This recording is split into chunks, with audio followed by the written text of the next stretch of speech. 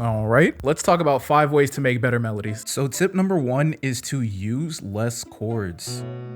You know, instead of going for something that's got like 4 or 5 different chords, a lot of movement, try something that's like 1 to 3 chords max. So we could go for just simple minor chord to start. Then we could work some tension points. Could move that down, maybe move this down too. Nice. And that's just 2 chords, so let's listen to that.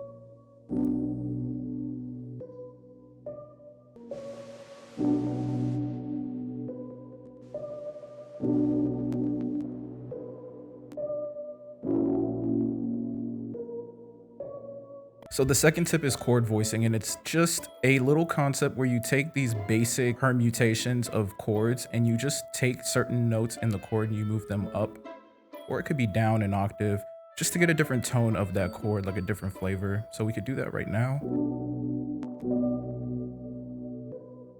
That actually sounds really nice.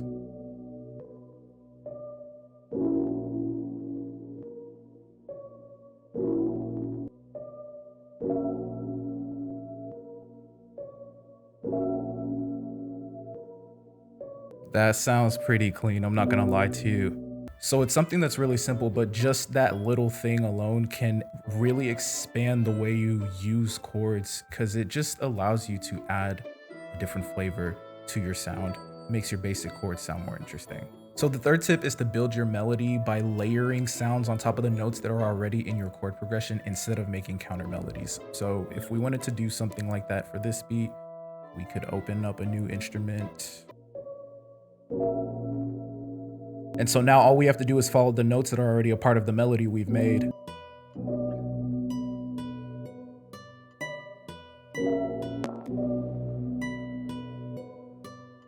Cool, so then we can just copy that over and match the notes in that motif for this chord progression.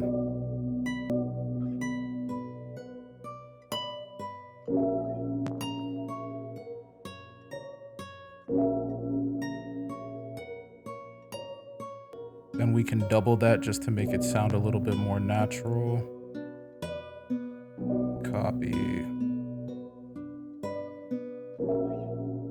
Paste. And then just pan them away from each other. Put them in the same track. Route it to the melody bus. Can create a little bit of variation in between those, just so it sounds like 2 recordings doubled over.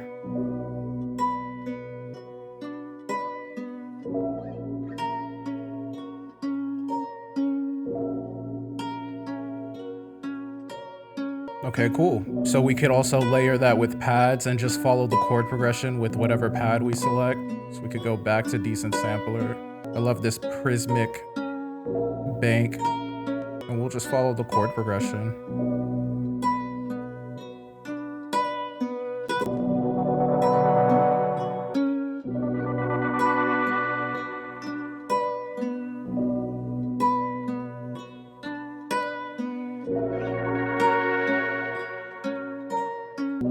Where does it sound better? Maybe.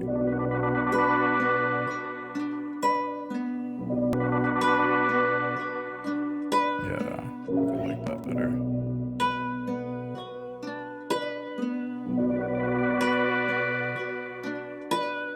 We could head back to Decent Sampler and we could find some kind of lead instrument. I'm thinking a string.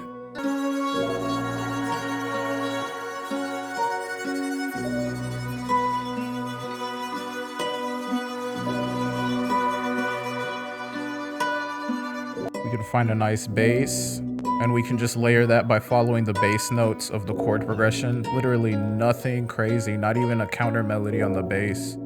Just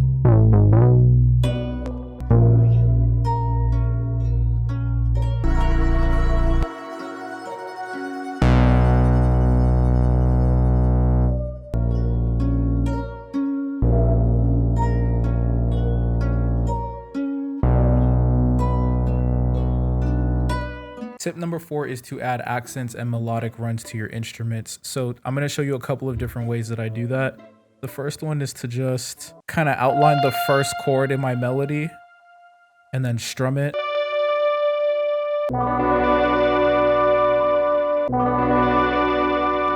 And then I'll make a diagonal cut on the entire chord so that there's a second set of notes. And then I'll press Shift plus D to shrink all those notes. Maybe move that up. Add some delay.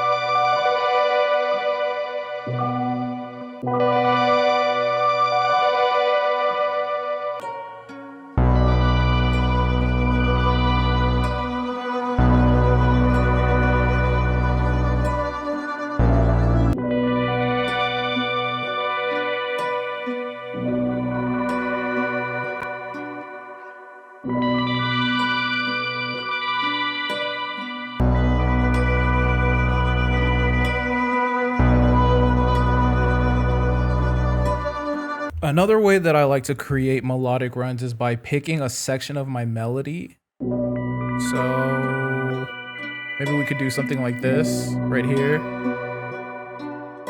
And what I'll do is I'll just render that entire section. I thought that shit was gonna crash. That's actually crazy.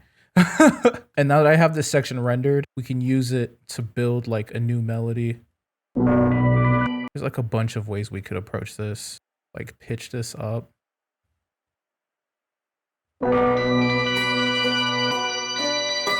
But then shrink all of them.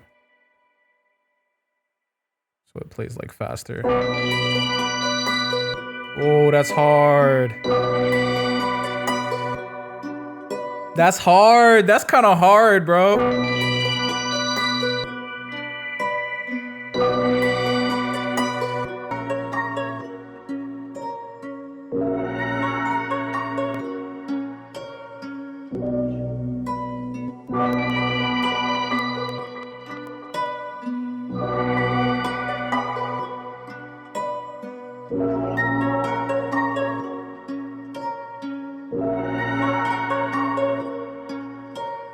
Okay, I actually had like 2 more ways I wanted to show you how to make accents, but this melody is already getting pretty busy. I don't want to fill it up too much. I have a bunch more tips I want to share with you. Comment below if you want me to make a part 2 to this video. Let's move on to tip number 5. So tip number 5 is to give your melody atmospheric context. And basically that's just a fancy way of saying to add things like perk loops, ambiance textures, and just a bunch of other like maybe non-melodic, more percussive sounds in order to make your melody sound more interesting.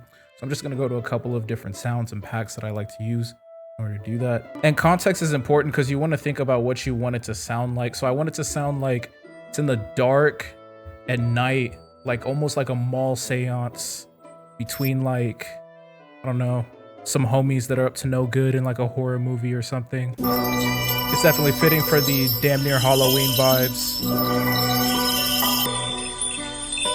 So we'll just stretch that and fit it.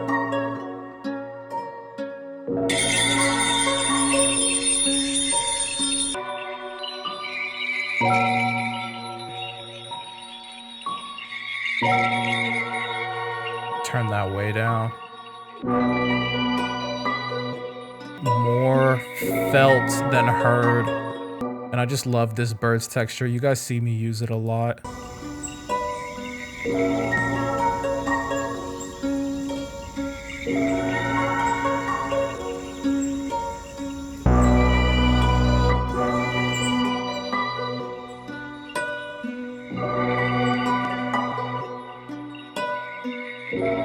We could even add like an actual perk loop too.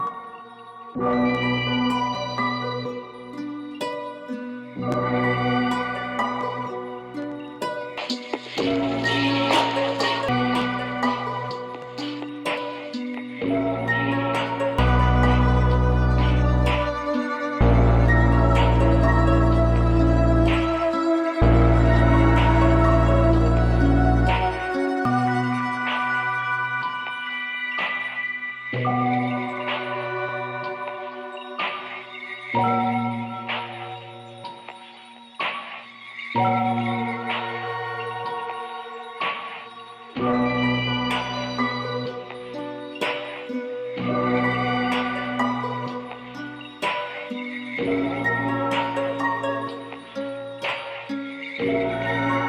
that's the entire workflow. Thank you so much for pulling up to watch. Check out this video appearing on the screen if you want to learn 7 more tips that are going to make your beats sound amazing. I'll see you there.